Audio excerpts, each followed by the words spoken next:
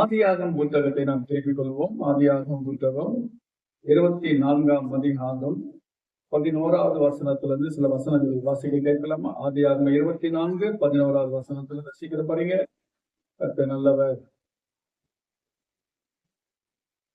ஊருக்கு புறம்பே ஒரு தண்ணீர் துறவண்டையிலே ஸ்திரீகள் சாயங்கால வேளையிலே ஒட்டகங்களை மடக்கி தனக்குள்ளே சொல்லிக் கொண்டது என்னவென்றால், எஜமானாகிய ஆபிரகாமுக்கு தேவனாயிருக்கிற கர்த்தாவே, இன்றைக்கு நீர் எனக்கு காரியம் பண்ணி என் எஜமானாகிய ஆபிரகாமுக்கு தயவு செய்த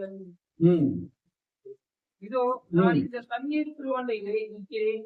இந்த ஊருடைய பெண்கள் தண்ணீர் மல்ல புறப்பட்டு வருவார்களே, நான் குடிக்க உன் குடத்தையை சாய்க்க வேண்டும் என்று நான் சொல்லும் போது, குடி என்றும் உன் ஒட்டகங்களும் குடிக்கும்படி வார்ப்பேன் என்றும் சொல்லும் பெண் எவ்வளவோ, அவளே உன்னுடைய ஊழியக்காரனாகிய ஈசாக்குக்கு நியமித்தவளாய் இருக்கவும் என் எஜமானுக்கு அனுகிரகம் செய்து என்று நான் அதனாலே அறியவும் செய்ததும் என்றான்.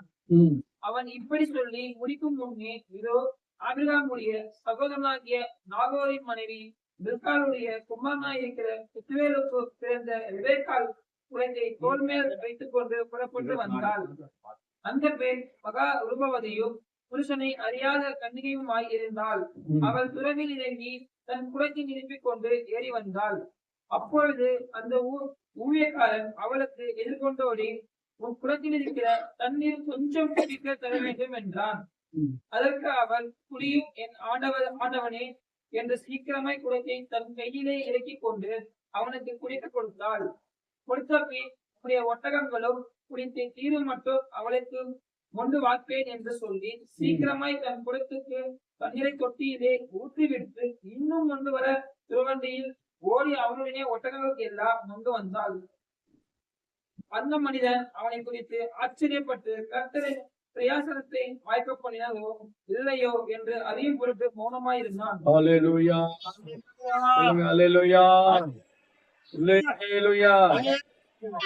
ஆபிரகாமுடைய குமாரன் ஈசாக், ஆபிரகாமுடைய குமாரன் ஈசாக்குக்கு பெண் பார்க்கும்படி தன் வீட்டிலே இருக்கக்கூடிய வயது முதிர்ந்த ஒரு ஊழியக்காரன், தன்னுடைய வீட்டுக்கெல்லாம் அதிகாரியாய் இருக்கிற ஊழியக்காரன் என்று எழுதப்பட்டிருக்கிறது.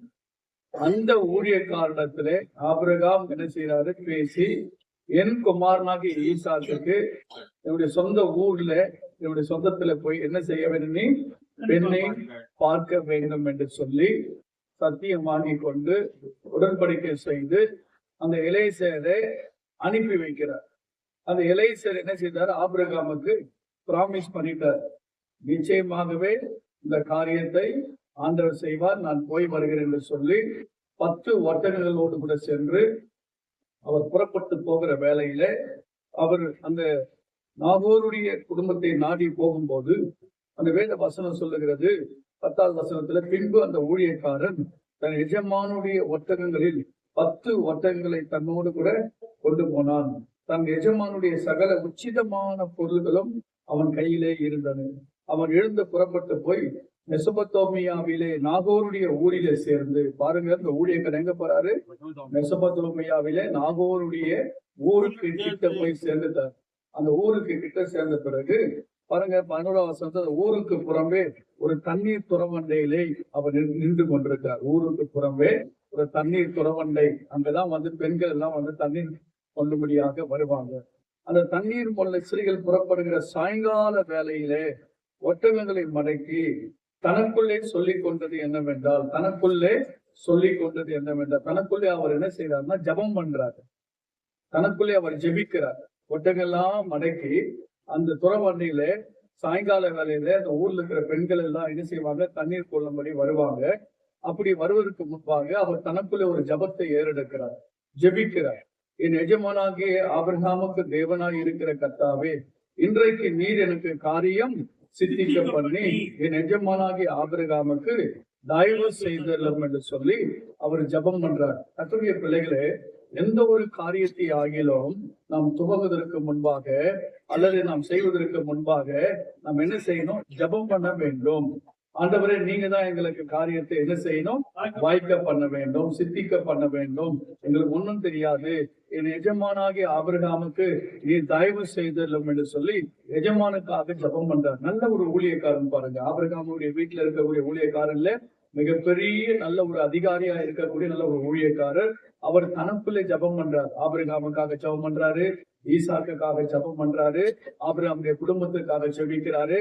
அவருடைய ஈசாக்குடைய நல்ல எதிர்கால ஒரு மனைவி வர வேண்டும் என்று சொல்லி தன்னுடைய மனவாட்டிக்காக என்ன செய்யறாரு, இந்த துறவாண்டையில நின்று அவர் ஜெபம் பண்ணுகிறார். ஜெபம் என்பது எல்லாவற்றுக்காக நாம ஜெபிக்க வேண்டும். எந்த ஒரு காரியம் செய்வதற்கு முன்பாக நாம் ஜெபம் பண்ணி தான் காரியத்தை கர்த்தர் வாய்க்க பண்ணுவார். ஜெபிக்காம எந்த ஒரு காரியத்தையும் நமக்கு கைக்கூடி வராது. ஜெபத்தின் மூலமாக தான் எல்லா காரியமும் நமக்கு கைக்கூடி வர பண்ணும் தேவன் என்பதை நாம் அறிந்திருக்க வேண்டும். பாருங்க, அவர் என்ன ஜெபம் பண்றாரு அப்படின்னு பாத்தீங்கன்னா 13ஆம் வசனத்துல, இதோ நான் இந்த தண்ணீர் துறவண்டையில நிற்கிறேன். பாருங்க, அவர் எங்க இருக்கிறார் என்பதை ஆண்டவருக்கு தெரிவிக்கிறார். ஆண்டவரே, நான் தண்ணீர் துறவண்டையில நிற்கிறேன், இந்த ஊராருடைய பெண்கள் தண்ணீர் மொல்லும்படி புறப்பட்டு வருவார்களே என்று சொல்லி அவர் ஜெபம் பண்றார். ஆண்டவரே, இந்த துறவாண்டில நான் நின்று கொண்டிருக்கிறேன், இந்த ஊர்ல இருக்கிற பெண்கள் எல்லாம் அந்த தண்ணீர் துறவாண்டில வருவாங்க, நான் குடிக்க உன் குடத்தை சாய்க்க வேண்டும் என்று நான் சொல்லும் போது, பாருங்க எப்படி ஜெபம் பண்றாரு பாருங்க. ஆண்டவரே, நான் வருவாங்க, நான் தண்ணி கேட்பேன், அப்ப தண்ணீர் யாரு எனக்கு முதலாவது கொடுக்கிறாங்களோ, ஜெபம் பாருங்க எப்படி இருக்கு. நான் குடிக்க உன் குடத்தை சாய்க்க வேண்டும் என்று நான் சொல்லும் போது குடி என்றும் உன் ஒட்டங்களுக்கு குடிக்கபடி வார்ப்பேன் என்றும் சொல்லும் பெண் எவளோ. எந்த பெண் உங்களுக்கும் தண்ணீர் கொடுக்கிறேன், உங்க ஒட்டகத்துக்கும் தண்ணீர் கொடுக்கிறேன் சொல்ற பெண் எவளோ அவளே. அல்லேலூயா, அல்லேலூயா, அல்லேலூயா, அல்லேலூயா. நல்ல அருமையான ஜெபம் பாருங்க. எந்த பெண் நான் தண்ணி கேட்பேன், குடியும் என்று எனக்கு யார் கொடுக்கிறாங்களோ கொடுத்துட்டு உன்னுடைய ஒட்டகங்களுக்கெல்லாம் நான் தண்ணீர் கொடுப்பேன் என்று சொல்லும் பெண் எவளோ அவளே நீர் உங்களுடைய ஊழியக்காரனாக ஈசாக்குக்கு நியமித்தவளாய் இருக்க. பாருங்க எப்படி அவர் ஜெபம் பண்றாரு பாருங்க. யார் ஈசாக்குக்காக எந்த பெண்ணை ஆண்டவர் தெரிந்து கொண்டிருக்கிறாரு, நியமித்திருக்கிறார் என்பதே ஒரு அடையாளத்தை ஜெபத்தின் மூலமாக தேடுகிறார். அன்பான கர்த்தருடைய பிள்ளைகளே, நானும் நம்முடைய வாழ்க்கையில பிராக்டிக்கலாக என்ன செய்ய வேண்டும், ஜெபிக்க வேண்டும். ஆண்டவரே, தண்ணீர் துறவாண்டில நிற்கிறேன், சாயங்கால வேலை ஆயிடுச்சு, ஒட்டங்கள்லாம் மடக்கி வச்சிருக்கிறேன், மாலை வேளை பெண்கள் வருவாங்க, தண்ணீர் கொள்ளுவாங்க, நான் குடிக்க தண்ணீர் கேட்பேன், எனக்கும் கொடுக்கணும், என் ஒட்டங்களுக்கும் கொடுக்கணும் என்று சொல்லி அவர் ஒரு அடையாளத்தை கேட்டு எந்த பெண்ணு கொடுக்கிறாளோ அந்த பெண்ணு தான் ஆண்டவரே என் எஜமானுக்கு நீங்க நியமித்து வைத்திருக்கிறீங்க. அல்லேலூயா, என் எஜமானுக்கு அனுகிரகம் செய்தீர், ஜெபம் பண்ணுங்க என்று நான் அதனால் அறியவும் செய்தரணும் என்று சொல்லி ஜெபம் பண்றார். நல்ல ஒரு அடையாளத்தை அவர் தேடுகிறார். அன்பான கர்த்தருடைய பிள்ளைகளே, வெறும் ஜெபம் மாத்திரம் இல்ல, ஜெபத்தோடு கூட சில காரியங்களை ஆண்டவர் சமூகத்தில் நாம பிராக்டிகலாக ஓப்பனாக நம் திறந்த மனசோடு ஆண்டவருக்கு நாம் தெரியப்படுத்த வேண்டும். பாருங்க, அவர் ஜெபம் அவர் இப்படி சொல்லி முடிக்கும் முன்னே இதோ ஆபிரகாமுடைய சகோதரனாகிய நாகோரின் மனைவி மில்காளுடைய குமாரனாய் இருக்கிற பெத்துவேலுக்கு பிறந்த ரெபெக்காள். அல்லேலூயா, அல்லேலூயா. ஆபிரகாமுடைய சொந்தத்திலே பாருங்க, அருமையான ஒரு வார்த்தை. சகோதரர் நாகோரின் மனைவி மில்காளுடைய குமாரனாய் இருக்கிற பெத்துவேலுக்கு பிறந்த ரெபெக்காள் குடத்தை தோல் மேல் வைத்துக் கொண்டு புறப்பட்டு வருகிறார். அல்லேலூயா, அல்லேலூயா, அல்லேலூயா. கரெக்டா ஆண்டவர் காட்டுறாரே இல்லையா? அல்லேலூயா. அந்த எலேசேர் ஜெபம் பண்ணி முடித்த உடனே ஆண்டவர் ஜெபத்தை கேட்கிற தேவன் அவர் விண்ணப்பத்திற்கு பதில் கொடுக்கிற கர்த்தர் அவர். நீங்களும் ஜெபிக்க வேண்டும். ஜெபம் தான் நம்முடைய வாழ்க்கை பெரிய மாற்றங்களை கொண்டு வரும். ரெபெக்காள் எப்படி வராங்க?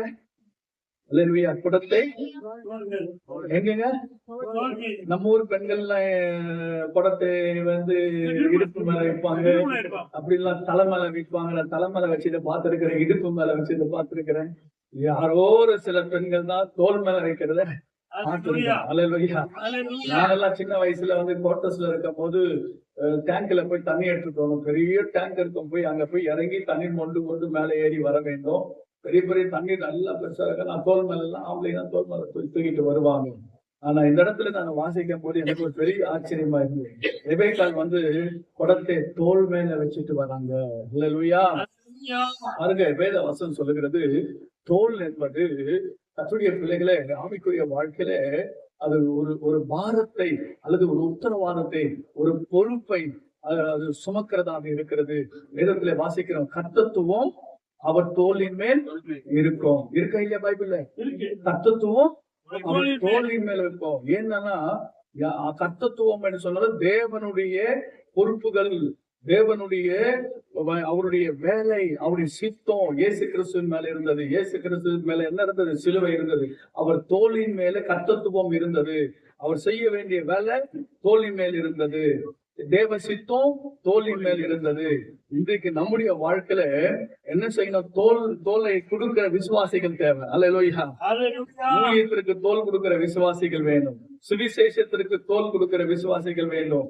ஊழியத்தை தாங்கி சுமக்கிற தோல்வி மேல சுமக்கிற விசுவாசிகள் வேண்டும். இயேசு கிறிஸ்து சிலுவையில அவர் இந்த தோல் மேல சிலுவையில அப்படியே தூக்கிட்டு போயிட்டே இருக்கும் போது திடீரென ஒரு மனுஷனை கொண்டு அந்த மனுஷன் மேல சிலுவை வைக்கிறாங்க. அந்த மனுஷனுக்கு அந்த பாக்கியம் கிடைத்தது. பிள்ளைகளை ஷேர் பண்ண வேண்டும். நம்ம எல்லாரும் ஒருவர் மரத்தை ஒருவர் என்ன செய்ய வேண்டும்? சுமக்க வேண்டும் என்று வேதம் தெளிவாய் நமக்கு சொல்லுகிறது. எனக்கு அன்பான கர்த்தருடைய பிள்ளைகளே, நாமும் நம்முடைய வாழ்க்கையில எல்லாவற்றுக்காக நாம தோலை கொடுத்து தாங்குகிற ஒரு விசுவாசியாக, நல்ல விசுவாசியாக இருக்க வேண்டும். அல்லேலூயா. நல்ல பொறுப்புகளை, குடும்ப பொறுப்புகளை, சபையினுடைய பொறுப்புகளை தோலை கொடுத்து தாங்குகிற நல்ல ஒரு சகோதரிகளாக நாம் இருக்க வேண்டும். கர்த்தருடைய பிள்ளைகளை தோலை கொடுக்கிற விசுவாசிகள் தான் ஆண்டவர் இன்றைக்கு தேடிக்கொண்டிருக்கிறார். பாருங்க, ரெபெக்காள் எப்படி வராங்களா? தோலின் மேல சுமந்து கொண்டு. அல்லேலூயா. ஆட்டுக்குட்டிகளை எங்க சுமக்கிறாரா? ஆண்டவர் தோலின் மேல வைத்து என்ன செய்யறாராம்? சுமக்கிறாரா? எனக்கு அன்பான கர்த்தருடைய பிள்ளைகளை, இப்படிப்பட்ட பெண்ணை தான் ஆண்டவர் இன்றைக்கு தேடிக்கொண்டிருக்கிறார். பெண் என்று சொன்னாலே சபைக்கு அடையாளமாக இருக்கிறது. Praise the lord. அல்லேலூயா. அது கன்னி பெண் என்று சொன்னாலே, விவாகமாகாத பெண் என்று சொல்லும் போது அது உண்மையாகவே திருச்சபைக்கு ஒரு அடையாளமாக இருக்கிறது. நீங்களும் நானும் ஆண்டவருக்கு நல்ல ஒரு மனவாட்டி சபையாக இருந்து தோலை என்ன செய்ய வேண்டும்? கொடுத்து தாங்குகிறவர்களா இருக்க வேண்டும். பாருங்க, 16ஆம் வசனத்துல அந்த பெண் மகா ரூபவதியும். அல்லேலூயா. அந்த பெண் எப்படி இருக்கிறாங்க? Praise the Lord. Hallelujah. Hallelujah. Hallelujah. மகா ரூபவதி, அதாவது வசீகர தன்மை என்று சொல்லுவாங்க. வசீகர தன்மை உள்ள ஒரு சகோதரி, ஒரு பெண் ரெபெக்காள். கர்த்தருடைய பிள்ளைகளே, மகா ரூபவதி என்று எழுதப்பட்டிருக்கிறது. தேவனுடைய செலக்ஷன் பாருங்க எப்படி இருக்கு. அல்லேலூயா. தேவனுடைய செலக்ஷன். அல்லேலூயா. நம்முடைய செலக்ஷன் இல்லைங்க. ஈசாக்குடைய செலக்ஷன். ஈசாக்க போய் பார்க்கவே இல்லை. ஆபிரகாமுக்கும் தெரியாது, ஈசாக்குக்கும் தெரியாது. ஆனால் தான் தெரிந்து கொண்டு அழைக்கப்பட்ட தேவனுடைய ஊழியக்காரனுக்கு, தேவனுடைய பிள்ளைகளுக்கு, ஆபிரகாமுடைய குமாரனுக்கு, ஈசாக்குக்கு கர்த்தர் எடுக்கிற செலக்ஷனுங்க. அல்லேலூயா. அல்லேலூயா. ஆண்டவர் தெரிந்து கொள்ளுகிறதான ஒரு காரியம் பாங்க. மகா ரூபவதி, பூர்ண அழகுள்ளவர். அல்லேலூயா. அல்லேலூயா. இன்றைக்கு அப்படிப்பட்டதான ஒரு காரியம் அங்கே காணப்படுகிறது. வேதத்திலே வாசிக்கிறோம், அந்த பெண் மகா ரூபவதியும் புருஷனை அறியாத இருந்தால். பாருங்க, அவள் துறவிலே இறங்கி தன் குடத்தை நிரப்பிக் கொண்டு ஏறி வராங்க. சும்மா ஏறி வராங்க, குடத்தை அப்படியே நிரப்பிக் கொண்டு மேல ஏறி வராங்க. இன்னைக்கு ஏறி மேல வரும்போது அப்பொழுது அந்த ஊழியக்காரன் அவளுக்கு எதிர்கொண்டு ஓடி. அல்லேலூயா. யாருக்கு எதிர்கொண்டு ஓடுறாரு? இவர் யார் தெரியுமா? ஓடுறவர் யார் தெரியுமா?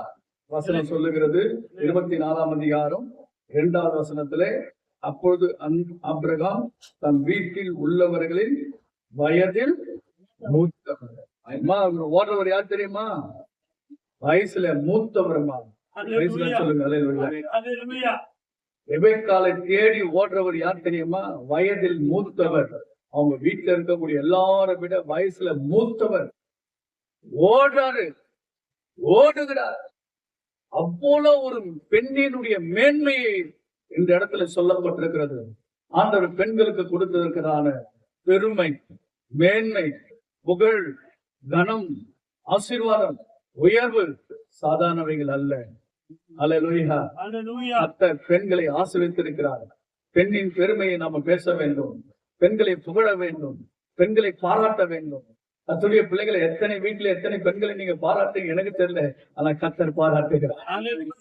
அல்லேலூயா, அல்லேலூயா. இன்றைக்கு நம்முடைய தேவன் நம்முடைய வல்லமை உள்ள தேவன். அன்பான கர்த்தருடைய பிள்ளைகளை வேத வசனம் சொல்லுகிறது, அந்த 16ஆம் வசனத்துல பாருங்க, அதுல 17ல அப்பொழுது அந்த ஊழியக்காரன் அவளுக்கு எதிர்கொண்டு ஓடுறாருங்க. யாருங்க இவரு?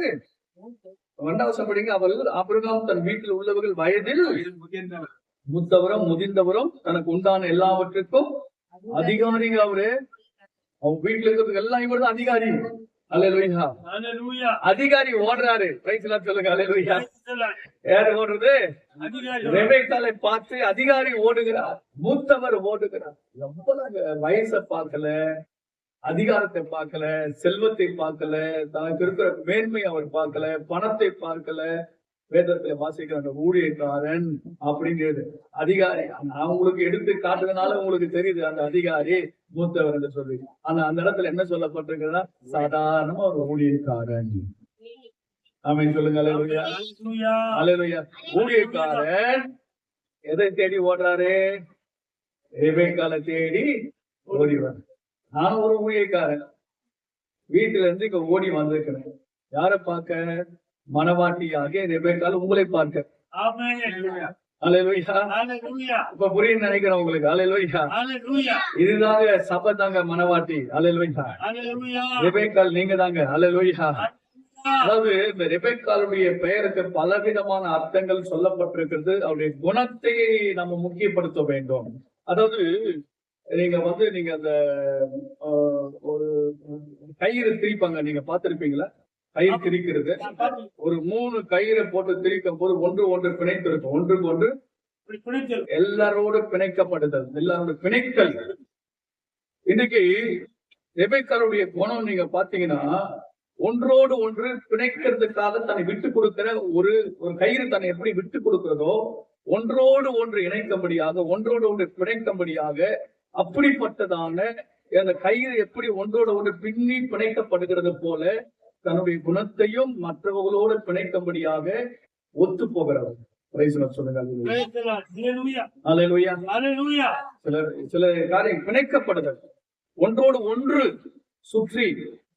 நான் அங்கெல்லாம் சரியா வரமாட்டேங்க, நான் அந்த வீட்டுக்கு வரமாட்டேன், நான் அவரோட பேச மாட்டேன் அப்படின்னா இல்ல. ரெபெக்கா பிணைக்கப்படுது, ஒன்றோடு ஒன்று இணைக்கப்படுதல், ஒன்றோடு ஒன்று எல்லாரோடும் ஐக்கியம்.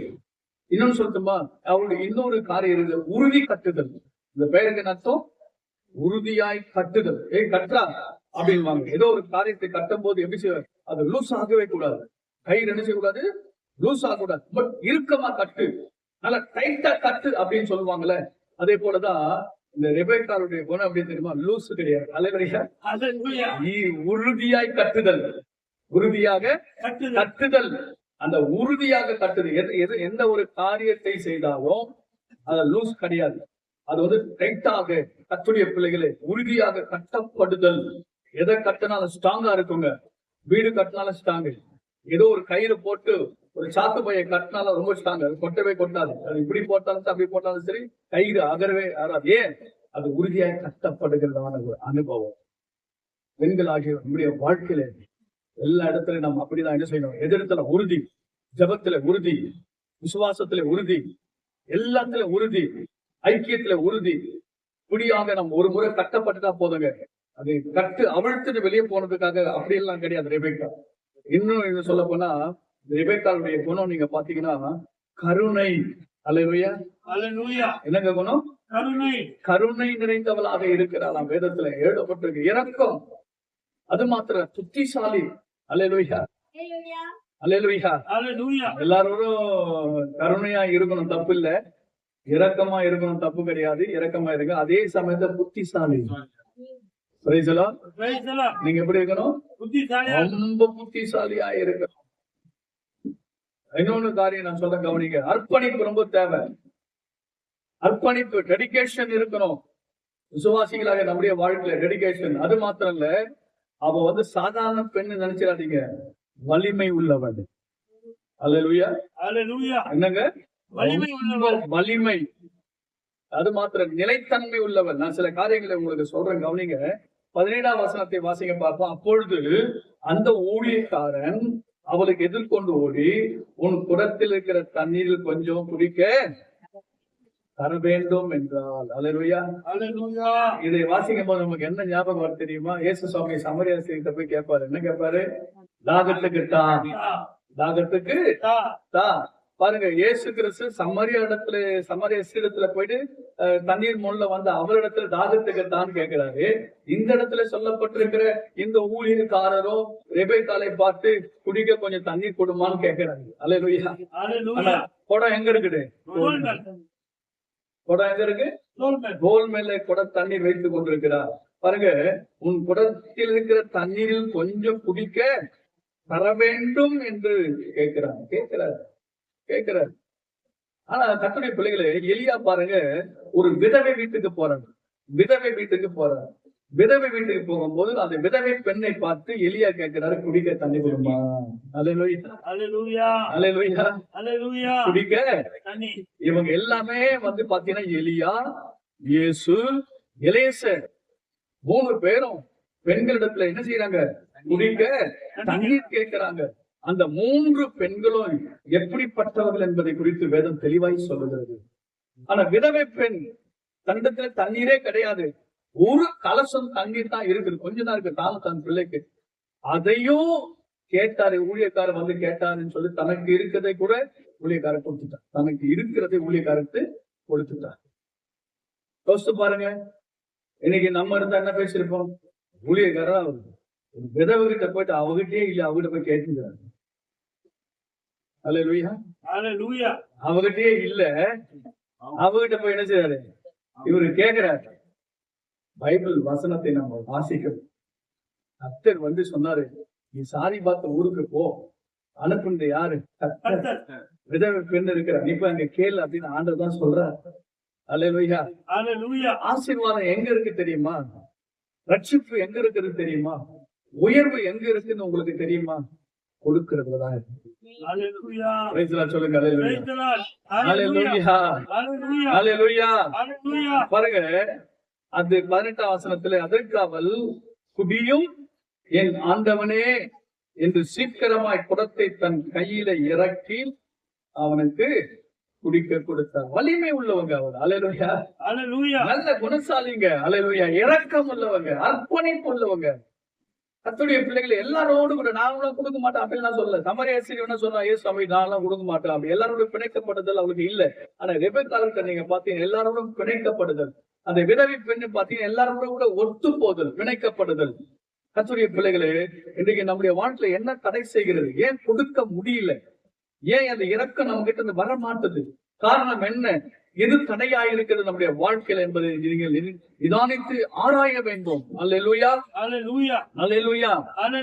பாருங்க, அடுத்த வசனம், குடத்தை தன் கையில இறக்கி, தோல் மேல இருக்கிற தண்ணீர் அப்படியே குடத்தை இறக்கி அப்படியே அந்த ஊழியக்காரன் கொடுக்கிறார். அவர் 2 கையும் இப்படி பண்ணி இப்படி இசைத்து அப்படியே வணங்கி என்ன செய்யறாரு?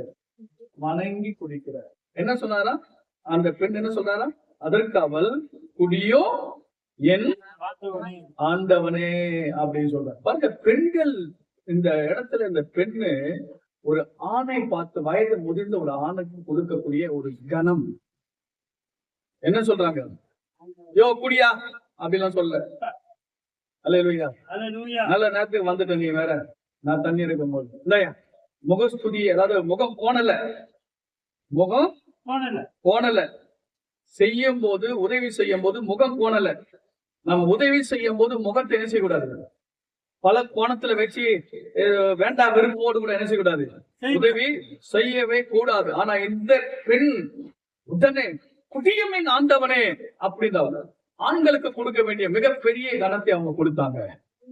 ஒரு ஊழியக்காரனுக்கு கொடுக்கக்கூடிய குணத்தை, அவர்களுடைய ரெஸ்பெக்ட் பாருங்க, கணம் பாருங்க, மரியாதை பாருங்க, கொடுக்கிறார். ஆண்டவனேன்னு சொல்றாங்க. அல்லேலூயா. பைபிள்ல வந்து சாரால் கூட ஆபிரகாம் என்னன்னு கூப்பிட்டாங்க? ஆண்டவனே. பெண்கள், நான் உங்களுக்கு சொல்றேன், ஆண்களுக்கு கொடுக்க வேண்டிய கனத்தை, மரியாதை நீங்கள் கொடுப்பீர்கள் சொன்னால் ஆண்டவர் உங்களை அதை விட ஆண்டவர் உங்களை ஆசீர்வதிப்பார். வீட்டு அம்மா வீட்டுக்காரர் எங்க அம்மா அவனா பாஸ்டர் போயிடலாம் பாஸ்டர் வருவான் பாஸ்டர் அப்புறமா அல்லேலூயா. டேய் இங்க வாடா. யாரு? பெண்கள் தன்னுடைய புருஷர்களை, குறிப்பாக ஆண்மகள், ஒருவேளை உங்க பிள்ளைய கூட இருக்கலாம், தோளுக்கு மேல வளர்ந்திருக்கலாம். ஆண்களுக்கு நம்ம என்ன செய்ய வேண்டும்? இந்த கிழமை எப்போ சாமான்னு தெரியல பாஸ்டர். அல்லேலூயா. யார் சொல்றது? பேர பிள்ளைங்க எல்லாம் சொல்றது. ஆனா இது வயது முதிர்ந்தவரை பார்த்து இந்த பெண் வந்து சொல்ற, என் ஆண்டவனே. பெண்களை பாராட்டாம இருக்கவே முடியாது, ரெபெக்காளை பாராட்டாம இருக்கவே முடியாது. இவள் பெருமைக்குரியவள், மேன்மைக்குரியவள், அல்ல புகழக்கூடியவள். அல்லேலூயா. என் அன்பான கர்த்தருடைய பிள்ளைகளே, பாருங்கள், அந்த 18ஆம் வசனத்தில் எழுதப்பட்டிருக்கிறது, அதற்கு அவள் குடியும் என் ஆண்டவனே என்று சீக்கிரம் தாமதம் பண்ணலைங்க, லேட் பண்ணல, உடனே என்ன செய்யலாம்? சீக்கிரமா கொடுக்குறாங்க. சீக்கிரமா பெண்கள் கிட்ட இருக்கிற குணம் நல்லா நீங்க தெரிந்து கொள்ளுங்க. உங்களுக்கு இதெல்லாம் நீங்க வந்து கற்றுக்கொள்ள வேண்டும். தாமதிக்க கூடாது. உங்ககிட்ட இருந்தா சீக்கிரமா என்ன செய்யணும்? அதை கொடுத்துருங்க. இறக்கி அவனுக்கு குடிக்க கொடுத்தால், கொடுத்த பின் 19ஆம் வசனத்தை, கொடுத்த பின்பு உம்முடைய ஒட்டகங்களும் குடித்து தீர மட்டும் அவர்களுக்கு முன்பு வரப்பேன் என்று சொல்லி. அல்லேலூயா. சொல்லிட்டாளா? இவர் என்ன சொன்னார் ஜெபம் பண்ணும் போது? ஆண்டவரே, இங்க பெண்கள் வருவாங்க, நான் கொஞ்சம் தண்ணி கேட்பேன், எனக்கும் கொடுக்கணும், இந்த ஒட்டங்களுக்கும் நான் மார்பேன் என்று சொல்லுகிறவள் எவ்வளோ அவளே அப்படின்னு வந்து என் எஜமானுக்கு நியமிக்கப்பட்ட பெண்ணா இருப்பாள் என்று சொல்லி ஜெபம் பண்ண பாருங்க. அந்த சம்பவம் தாங்க இங்க நடக்குது. அவளுக்கும் கொடுத்துட்டு, யாருக்கு? அந்த எஜமானுக்கும் அந்த வேலைக்காரனுக்கும் கொடுத்துட்டு, அடுத்ததாக உன் ஒட்டங்களுக்கு குடித்து தீர மட்டும் அவைகளுக்கு முன்பு பார்ப்பேன். எப்படிமா முடியும்? 10 ஒட்டகங்கள், அல்லது எத்தனை ஒட்டகங்கள்? 10 ஒட்டகங்களுக்கு ஒரு மனுஷனுக்கு தண்ணீர் கொடுக்கலாம். ஆனா 10 ஒட்டகங்கள் வந்துச்சுன்னா எத்தனை குடம் தண்ணீர் குடி மொண்டு மொண்டு மொண்டு மொண்டு மொண்டு வாங்க. அதுதான் சொன்ன, ரெபெக்கா வந்து சாதாரண நினைக்காதீங்க, வலிமை உள்ளவன். 2 குடம் தண்ணி எடுத்துட்டு வாங்க, டயர்ட் ஆயிடுச்சுன்னு. அல்லது தோச்சிட்டு வந்தேன், எனக்கு டயர்டா இருக்கு. இவ்வளவு பாத்திரத்தை கழுவிட்டு வந்தேன், எனக்கு ரொம்ப டயர்டா இருக்கு. இவ்வளவு வேலை செஞ்சுட்டு வந்தேன், உங்களுக்கு அக்கறை இல்லையா? எனக்கு டயர்டா இருக்கு. அதெல்லாம் சொல்றதுக்கு சான்ஸே இல்லை. அல்லேலூயா. அல்லேலூயா. நாம என்ன செய்யணும்? அப்படி சொல்லவே கூடாது. உங்களுக்கும் கொடுப்பேன், உங்க ஒட்டங்களுக்கும் கொடுப்பேன். பாசுறீங்க, எங்க வந்தீங்க? உங்களுக்கு கொடுக்குறேன், உங்க கூட 5 பேர் கூட்டணும், எப்படி நாங்க கொடுக்கறது? அல்லேலூயா. எப்படி நாங்க கொடுக்கறது? நீங்க மட்டும் வந்து போயிடுங்க பாஸ்டர். நல்லதுதான். 10 ஒட்டங்களும் இருக்குதே, ஊழியக்காரனுக்கும் கொடுக்குறா, கூட வந்த 10 ஒட்டங்களுக்கும் என்னவே அந்த மனுஷனோட ஒட்டங்கள் அதிகமா குடிக்கும். சரி, 10 ஒரு ஒட்டகம், ஐயா அம்மா எத்தனை குடம் குடிக்கும்? 10 குடம் குடிக்கும். டயர்டா வந்திருக்கு, ரொம்ப டயர்டா, ஊர்ல இருந்து புறப்பட்டு பல நாட்கள் பிரயாணப்பட்டு வந்தது. எத்தனை? 10 ஐயா சொன்னீங்க. 10 பிளஸ் 10. அல்லேலூயா. என்னாச்சு? 100. இப்போ ரெபெக்காள் என்ன செய்யணும்? உள்ள இறங்கி தண்ணீர் மொண்டு மறுபடியும் மேல ஏறணும். 10 ஒட்டங்களுக்கும் தண்ணீர் வார்க்கணும். இறங்கணும். முடியுமா? சீக்கிரமா. அதான் சொன்ன, வலிமை உள்ளவள். ரெபெக்கா யாருங்க? நோய் பிடித்தவள் அல்ல, சபை மக்கள் நோய் பிடித்தவர்களா இருக்க, எந்த வேலை சொன்னாலும் உடனே செய்யக்கூடிய விசுவாசிகளாக இருக்க. பெண்களுக்கு பாருங்க, எந்த வேலை சொன்னாலும் சரி. அல்லேலூயா. பாருங்க, அந்த 20 லிட்டர் கேன், அல்லேலூயா, ஒரு பையன் தூக்கிட்டு வரான். அல்லேலூயா. நல்லா வாலிப வயசுல 2 கேன 2 கையில தூக்குறோம். இப்போ தூக்குறோம். சொல்லுங்க. அல்லேலூயா. அல்லேலூயா. பாஸ்டர், உங்களுக்கு உடம்பு சரியில்லை, நீங்க ரொம்ப வயசாயிடுச்சு, வேணாம். யார் சொல்லுங்க? அல்லேலூயா. இன்னும் தூக்கு, இன்னும் வேலை செய்வேன். யாருங்க? உழைக்கும் பெண். அல்லேலூயா. அல்லேலூயா. வலிமை உள்ள ஒரு பெண், அர்ப்பணிக்கப்பட்ட ஒரு பெண், உறுதியான ஒரு பெண், எல்லாரோட பிணைந்து போகிறதான ஒரு காரியம். தன்னுடைய நிலைத்தன்மை உள்ளவர், உறுதியாய் இருக்கிறவர். மனம் சிதறவில்லை. அவருடைய மனம் சிதறல் அங்க வரவே இல்லை. ஐயா நான் இவ்வளவு வேலை செஞ்சுக்கிறேன், எங்க வீட்டுல தேட போறாங்க, இரவு சூரியன் அஸ்தமித்து மாலை நேரத்து ஆயிடுச்சு, எங்க வீட்டுல எல்லாம் தேடுவாங்க. அல்லேலூயா. அப்படி எல்லாம் வந்து சொல்லல. கன்னி பெண், திருமணம் ஆகாத பெண், வீட்டுல இருக்கிறவங்க வேலைக்கு அனுப்புறாங்க, போய் வேலை செய் வேலை செய் வேலை செய் வேலை செய் வேலை செய். நம்ம வீட்டுல இருக்கிற ஒரு சின்ன வாலிப பிள்ளைகளை வீட்டுல ஏறுமா எங்கேயும் போயிடாத, 4 சோறுக்குள்ள அடைச்சு வச்சிருவோம். தயவு செய்து அப்படி பழகிடாதீங்க. அல்லேலூயா. உங்க பெண் பிள்ளைகளை 4 சவருக்குள்ள வெளியே போகாத, தெருவுல போகாத, எட்டி பார்க்காத, அங்க போகாத, இங்க நிக்காத, இந்த வேலை செய்யாத, அந்த வேலை செய்யாத, நானே பார்த்து அப்படிலாம் நினைச்சு வளர்க்கக்கூடாது. பெண் பிள்ளைங்க போயிட்டு வேலை செய்யணும். சின்ன பிள்ளைங்க சுறுசுறுப்பா இருக்கணும். தண்ணீர் அந்த வயதுல வந்து நீங்க ஓடணும், பம்பர மாதிரி சுத்தணும். அல்லேலூயா. பெண் பிள்ளைங்க நல்ல வேலை செய்யணும். ரெபேக்கால பாருங்க, அவ்வளவு வேலை செய்யறாங்க. அல்லேலூயா. 10 ஒட்டகங்கள் 100 குடம் தண்ணீரை ஒரே ஒரு பெண், 100 குடம் தண்ணீரை ஒரே ஒரு பெண் சாதாரணமா செஞ்சு முடிச்சுட்டு வந்துட்டாங்க. அதுல அவளுக்கு எந்த அந்த வேலை செய்ததுல அப்படி செஞ்சுட்டு அப்படின்னு சொல்லிட்டு எந்த பெருமையும் இல்லை. அல்லேலூயா. அல்லேலூயா. அன்பான கர்த்தருடைய பிள்ளைகளே, உங்களுடைய வீட்டிலேயும் சரி நீங்க வேலை செய்யணும், வெளியிலே நீங்க வேலை செய்யணும். வீட்டிலே என்ன செய்யணும்? வேலை செய்யணும். வெளியில என்ன செய்யணும்? வேலை செய்யணும். வீட்டிலையும் உழைக்கணும், வெளியிலயும் போயிட்டு என்ன செய்யணும்? உழைக்கணும். அதான் அர்ப்பணிப்பு. உடைய அர்ப்பணிப்பு எவ்வளவு, உடைய உழைப்பை பெண்ட் பண்ணி எவ்வளவு நீங்க வேலை செய்யறீங்களோ கர்த்தர் கவனித்துக் கொண்டிருக்கிறார். உன்னை போல ஒரு பெண்ணை தான், ஒரு மகனை தான் கர்த்தர் இன்றைக்கு தேடிக் கொண்டிருக்கிறார். வேலை செய்கிறவர்களை கர்த்தர் தேடிக் கொண்டிருக்கிறார்.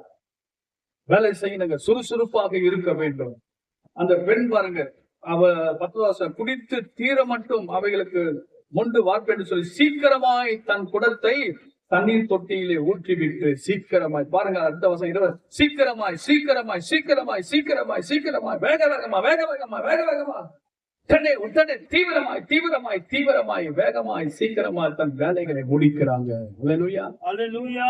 மணி ஸ்லோவா செய்யாத. அல்லேலூயா. அல்லேலூயா. 2 மணி நேரத்துல செய்ய வேண்டிய அந்த வேலையை 1 மணி நேரத்துல 1/2 hourல முடிச்சுட்டாங்க. மீதி 1/2 hour 1/2 hour நமக்கு மிச்சம் தானே. அல்லேலூயா. அடுத்த வேலை பார்க்கலாமே. ஒரு சின்ன வேலையை நீண்டு ஜபமான இழுத்துன்னு போறது, ரொம்ப நேரம் செய்யறது, சீக்கிரம் முடிக்கலாமே, சீக்கிரம் செய்யலாமே.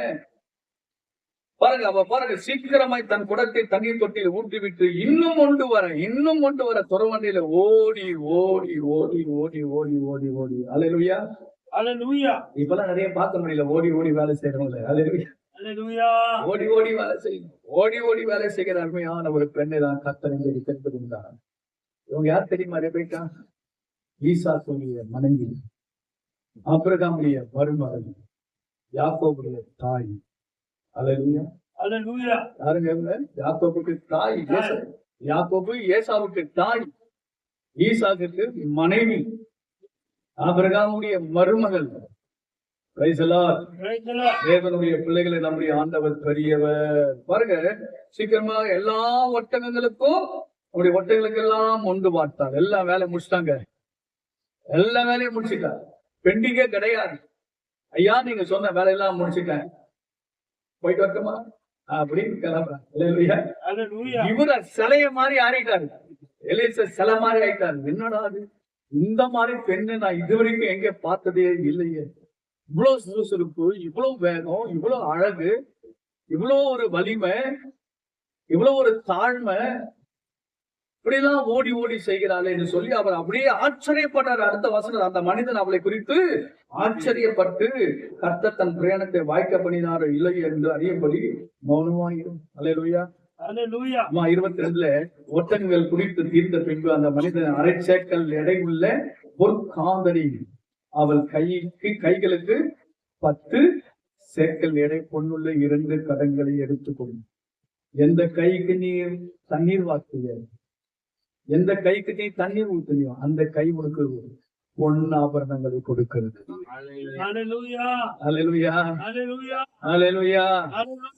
எந்த கைக்கு உன் குடத்தை நீ சாய்த்தையோ அந்த கை உன்னை ஆசீர்வதிக்கிறது.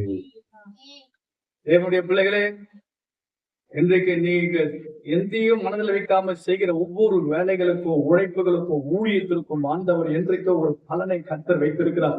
இம்மையிலும் மறுமையிலும் 100 பலனை அடைந்து தீருவார். அல்லேலூயா. நிச்சயமாகவே முடிவு உண்டு, நம்பிக்கை வீண் போகாது. நீங்க செய்யக்கூடிய ஒவ்வொரு வேலையும் கர்த்தர் இன்னைக்கு கவனித்துக் கொண்டிருக்கிறார், பார்த்து கொண்டிருக்கிறார். அல்லேலூயா. ஒட்டகங்கள்லாம் குறித்து தேர்வு பாருங்க. அந்த ஒட்டகத்தின் மேல என்ன இருந்தது அப்படின்னு பாத்தீங்கன்னா 10ஆம் வசனத்துல, பின்பு அந்த ஊழியக்காரன் தன் எஜமானுடைய ஒட்டங்கள் 10 ஒட்டகங்களை தன்னோடு கொண்டு போனார். தன் எஜமானுடைய சகலவித உச்சிதமான பொருட்களும் அவன் கையில இருந்ததுமா. தெரியாது, ஒட்டகத்தின் மேல அவ்வளவு பொருள் இருக்குது, இவன் கையில அவ்வளவு பொருள் வச்சிருக்காரு, அவளுக்கு தெரியாது, தெரியவே தெரியாது. தெரியாம எல்லா வேலையும் எதிர்பார்த்து இதாகிய கிடைக்கும் எதிர்பார்த்து செய்யல, கிடைக்கும் கொடுப்பாங்கன்னு எதிர்பார்த்து செய்யறது வேற. ஆனா எங்களுக்கு ஒண்ணுமே தெரியாத வேலை செய்யறோம், அவ்வளவுதான். அல்லேலூயா. வேலை செய்யற, ஆனா நம்ம வேலை செய்யறத காலத்துல அதிகமான ஆசீர்வாதம் வந்துச்சுங்க அவங்களுக்கு. பாருங்க என்ன கொடுக்கிறார் பாருங்க. 1/2 சேக்கல் எடை உள்ள பொற்காது, 1/2 சேக்கல் எடை உள்ள பொற்காதணிகள் அவள் கையிலே, 10 சேக்கல் எடை உள்ள பொண்ணுள்ள 2 பெரிய பெரிய கடகங்கள் எடுத்து கொடுக்கிறாருங்க. ஆசீர்வாதம் உள்ள கையில போட்டுக்கிறாங்க, கையில போட்டு காதல மாட்டிக்கிறாங்க. இவ்வளவு பெரிய ஆசை நினைச்சு கூட பார்க்கல. கர்த்தர் தம்முடைய பெண்களை ஆசீர்வதிக்கிற தேவன். அல்லேலூயா. ஆகவே எனக்கு அன்பான சகோதரிகளே, நீங்களும் உங்களுடைய குணம் நல்ல ஒரு குணமாக, இரக்கக்குள்ள குணம், அந்த குணம் கருணை நிறைந்த ஒரு குணம், புத்திசாலி உள்ள அந்த காரியங்கள், அர்ப்பணிப்பு, வலிமை உள்ளவர்களாக, நிலைத்தன்மை, விளைக்கப்படுத்தல் என்ற ஒரு காரியங்கள் உங்களுக்குள்ள இருந்துச்சுன்னா கர்த்தர் உங்களை நிச்சயமாகவே உயர்த்துவார், உங்களை ஆசீர்வதிப்பார். 23ஆம் வசனத்திலே அவர் கேட்கிறாரு, நீ யாருடைய மகள் எனக்கு சொல்ல வேண்டும், நான் உன் தகப்பன் வீட்டிலே தங்க இடம் உண்டா என்றார். அதற்கு அவள், நாகோருக்கு மில்கால் பெற்ற குமாரனாகிய பெத்துவேலின் மகள் என்று சொன்னதுமன்றி, அல்லது என்ன சொல்ற, நாகோருக்கு மில்கால் பெற்ற குமாரனாகிய பெத்துவேல். நீ யாருடைய மகள் நான் கேட்டேன், அப்பா பேர் சொல்லிக்க, நான் தாத்தா பேர் சொல்லிட்டேன். அல்லேலூயா. எனக்கு பிள்ளைகளை கேளுங்க, உங்க தாத்தா பேர் தெரியுமா, முடிப்பாங்க. தெரியாது. யாருடைய மகள் சொன்னா, யாருடைய மகள் அப்படின்னு கேட்கும் போது அப்பா பேருன்னு சொல்றா, தாத்தா பேருன்னு சொல்றா, ஊரு பேருன்னு சொல்றா, ஊர் அட்ரஸ் சொல்றா, எல்லாமே சொல்ற. ஒளிவு மறைவு இல்லாம பேசுறாங்க, கள்ளம் கபடி இல்லாம பேசுறாங்க. எதுவுமே ஒலிக்கல மறைக்கல, ஒலிக்கல மறைக்கல, ஒலிக்கல மறைக்கல. தேவனுடைய பிள்ளைகளே, இன்றைக்கு அப்படிப்பட்ட குணம் நம்முடைய வாழ்க்கையில இருக்கா? கர்த்தருடைய பிள்ளைகளே, இந்த ரெபெக்காளுடைய பெருமையை குறித்து இங்க வேதத்தில் அவ்வளவு எழுதப்பட்டிருக்கிறது. அதற்கு அவள் நாகோருக்கு மில்கால் பெற்ற குமாரனாகிய பெத்துவேலின் மகள் என்று சொன்னது மட்டும், எங்களிடத்தில் வைக்கோலும் தீவனமும் வேண்டிய மட்டும் இருக்கிறது, லாத்தங்க இடமும் உண்டு. எல்லாத்தையும் சொல்றா பாருங்க. எங்க வீட்டுல என்ன இருக்கு? எல்லாருக்கும் ஐயா. நீங்க எங்க வீட்டுல இல்லாத பொருளே கிடையாது, எல்லாமே இருக்கு. உங்களுக்கும் இருக்குது, ஒட்டங்கள் இருக்குது, உங்க ஆளுங்களுக்கு கூட இடம் தங்கறதுக்கு எல்லாமே எங்க வீட்டுல இருக்குது, வந்து பாருங்கன்னு கூப்பிடுறாங்க. நம்ம சொல்லுவோமா, அம்மா உங்க வீட்டுல ஏதாவது இருக்குதுன்னு கேட்டா நம்ம என்ன செய்வோம்? எங்க அம்மாவை கேட்டு சொல்றேன். அல்லேலூயா. எங்க அம்மாவை கேட்டு சொல்றேன், எங்க அப்பாவை கேட்டு சொல்றேன், எங்க மாமா இருக்காரு வீட்டுல, அவரை கேட்டு சொல்றேன். ஏமா உனக்கு தெரியாதா? இல்லையா, எனக்கு எதுவும் தெரியாது. வீட்டுல சொல்லிட்டாரு, யார் கேட்டாலும் தெரியாதுன்னு சொல்லுது. யார் கேட்டாலும் தெரியாதுன்னு சொல்லுது. இன்னொன்னு சொல்லி கொடுத்துருக்காங்க வீட்டுல, இல்லைன்னு சொல்லுது. தெரியாது இல்ல, இல்ல தெரியாது இல்ல. இது அப்படியே மனப்பாடம் ஆகி போச்சு. யார் என்ன கேட்டாலும், ஏமா வீட்டுல ஏதாவது இருக்காமா? எங்களுக்கு எல்லாம் ஒண்ணும் தெரியாது பாஸ்டர்.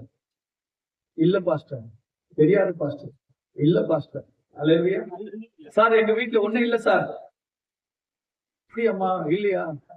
ஒண்ணுமே எங்க வீட்டுல இல்ல. ஆனா ரெபெக்காளை கேட்டு பாருங்க, முன்ன பின்ன தெரியாத ஒரு நபர் கேட்கிறாரு, அம்மா உங்க வீட்டுல ராத்தங்க இடம் உண்டா, சாப்பிடறதுக்கு ஏதாவது இருக்கா அப்படின்னா, அதற்கு அவள், எங்களிடத்தில் வைக்கோலும் தீவனமும் வேண்டிய மட்டும் இருக்குது ஐயா. எங்க வீட்டுல நிறைய இருக்கு, வேண்டிய மட்டும் இருக்கு, ராத்தங்க இடமும் உண்டு, இடம் கொடுக்குது. நீங்க வாங்க, எல்லாரும் வாங்க, 10 பேர் வந்திருக்கீங்களா? 10 பேர் வந்து தங்குங்க. அல்லேலூயா. 10 ஒட்டகத்தினர் 10 பேர் வந்திருக்கீங்க, எல்லாரும் வாங்க, ஒட்டகமும் இருக்கு, இடமும் எல்லாம் வாங்க. அடுத்ததாக அப்பொழுது அந்த மனிதன் தலை குனிந்து கர்த்தரை பணிந்து கொண்டான். அல்லேலூயா. பாருங்க, 28 அந்த பெண் ஓடி இந்த காரியங்கள்லாம் தன் தாயின் வீட்டுல உள்ளவருக்கு ஓடுறா. அவங்களுக்கு முன்னாடி ஓடுறா. அவங்களுக்கு முன்னாடி ஓடி, இந்த ரெபெக்கால பாத்தீங்கன்னா ஓடி ஓடிதாங்க செய்யறாங்க வேலை. அல்லேலூயா, அல்லேலூயா, அல்லேலூயா. நடந்தாங்கன்ற வார்த்தையே இல்லைங்க. அங்க குடத்தை தூக்கின்னு ஓடுறாங்க, வீட்டுக்கு ஓடுறாங்க, வீட்டுல இருந்து வெளியே ஓடி வராங்க, ஓடி ஓடி ஓடி ஓடி செய்கிறதான் இந்த ரெபெக்கால். பிரைஸ் தி லார்ட் சொல்லுங்க. அல்லேலூயா. இந்த காரியங்கள்லாம் தான் வீட்டில் உள்ள இடத்திலே அறிவிக்கிறார். நான் மாலை தண்ணீர் தோண்டியில போயிருந்தேன். போகும்போது ஒரு வயதான ஒருத்தர் நின்று இருந்தாரு. குடிக்க தண்ணீர் கேட்டாரு. நான் தண்ணீர் கொடுத்தேன். ஒட்டங்களுக்கும் நான் கொடுக்கறேன்னு சொல்லிட்டு எல்லாத்துக்கும் வாட்டு எனக்கு அது முடிச்சிட்ட பிறகு நான் போகும்போது ஒட்டகத்துல இருந்து அவர் கையினால எனக்கு இதெல்லாம் இந்த பொருள் எல்லாம் எனக்கு கொடுத்தாரு அப்படின்னு சொல்லிட்டு வீட்டில் உள்ள இடத்துல சொல்றேன். எதுவுமே மறைக்கலைங்க. வீட்டில் உள்ள இடத்துல எதுவுமே ஒண்ணுமே மறைக்கல, எல்லாவற்றையும் சொல்றாங்க. பாருங்க, வீட்டிலயும் உண்மையா இருக்கிறா, வெளியிலயும் என்ன செய்யிருக்கிறான் உண்மை. வெளியில ஏதாவது கேட்கறாங்க, ஏதாவது இருக்குதாமா அப்படின்னு கேட்கறாங்க. இருக்குது, இடம் இருக்கு, கீழே இடம் இருக்குது, மேல கிடக்குது, எங்க ஒண்ணா தங்கிக்கலாம், வெளியில இடம் இருக்குது, எல்லாத்தையும் சொல்றா. சாப்பாடு இருக்குது, நீங்க வாங்கன்னு சொல்றா. இப்ப ரெபெக்காளுக்கு சகோதரன் இருந்தா, அவனுக்கு லாபான் என்று பேர். லாபான் வெளியே துறவண்டியில இருந்த அந்த மனிதத்திற்கு இவரும் ஓடுறாரு. அல்லேலூயா, இவரும் ஓடுறாரு. ஓடி ஓடி என்ன செய்யறாரு, அவங்க அழைச்சிட்டு வர்றாரு. எனக்கு அன்பான கர்த்தருடைய பிள்ளைகளே, உடைய வாழ்க்கையிலே நாம் எப்பவுமே ஒரு பெண் ரெபெக்காள் எப்படி காணப்பட்டாலும் அந்த குணமும் லட்சணமும் ஒழுக்கமும் திறமையும் வலிமையும் தாழ்மையும் அர்ப்பணிப்பும் புத்திசாலி இரக்கம் கருணை இப்படிப்பட்ட அடங்கிய ஒரு பெண்ணை ஆண்டவராகிய தேவன் ஆசீர்வதித்து உயர்த்துகிறார். அல்லேலூயா சொல்லுங்க. அல்லேலூயா, அல்லேலூயா. பாருங்க, எஸ்தரின் புத்தகத்தை திருப்பி கொள்ளுங்க. எஸ்தரின் புத்தகம் 4ஆம் அதிகாரம் 14வது வசனத்தை வாசிக்கிறேன். 4:14.